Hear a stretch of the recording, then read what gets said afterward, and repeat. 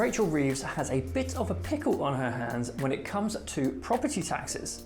She needs to find billions to plug a big hole in her budget, but she's already promised not to increase income tax, national insurance or VAT, so now she's eyeing up property.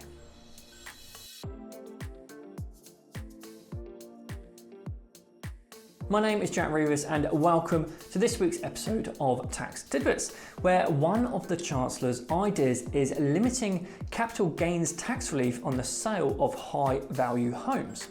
There's lots of money to be made there, but it could slow the housing market faster than a broken lift. Another is abolishing stamp duty, which everyone hates, but it currently rakes in £11.6 billion a year, so she'd need a replacement. Enter the suggestion of a yearly national property tax on homes over £500,000. This would be less of a painful lump sum and more of a slow drip, but critics say it won't raise cash quickly enough. And then there's council tax, which is still based on 1991 property values. Reforming it could fix unfairness, but would create new winners and losers. In short, Reeves has plenty of options, but every fix has a catch, and she has some tricky decisions to make ahead of November's budget. WH Smith has a face planted in the markets, with shares plunging 42% after the company admitted to an accounting blunder that overstated its North American profits. The slip-up came from logging supply income too early, forcing it to slash regional profit forecasts from £55 million to just £25 million. Analysts branded the mess a disaster and a huge embarrassment, while investors were left sobbing into their cornflakes as overall annual profit forecasts dropped. It's an especially awkward moment given WH Smith just sold off its UK high street shops, now rebranded as TG Jones, to focus on stores in airports and service stations, and were banking on North American profits to fuel growth. At the end of the day, this is a textbook reminder that revenue recognition isn't just accounting jargon, it's critical to getting the numbers right and a painful but valuable teaching point for every business. HMRC has finally dusted off its failure to prevent tax evasion powers and is taking an accountancy firm to court for the first time, targeting Stockport-based accountancy firm Bennett Verby. The case, tied to an alleged research and development tax credit fraud, also ropes in 6 individuals, including a former director, who now face charges like cheating the public revenue and money laundering, with a trial penciled in for 2027.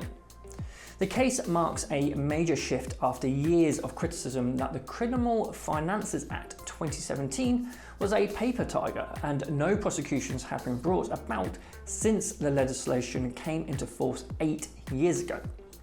With HMRC now ramping up investigations, boosted by £100 million in extra funding and thousands of new compliance officers, accountants and advisors face growing risks of scrutiny. And this is why your accountant can't just make that problem go away or pull a few dodgy tricks on your behalf, because they could literally end up in court for it. Hospitality in the UK is taking a serious hit, with over half of all recent job losses, around 89,000 roles, coming from restaurants, pubs, bars and hotels. Rising taxes, wages, energy bills and ingredient costs are forcing businesses to cut hours, close sites or let staff go, with part-time and flexible workers usually first in the firing line. Some bosses are bracing for losses to hit 100,000 members of staff by the next budget, echoing levels seen during COVID. While the Treasury points to measures like extended business rates relief, alcohol duty cuts and relaxed rules for al fresco dining, industry leaders argue that without urgent action on business rates and VAT, closures and job cuts will only accelerate. Basically, it's a rough time to be pouring a pint.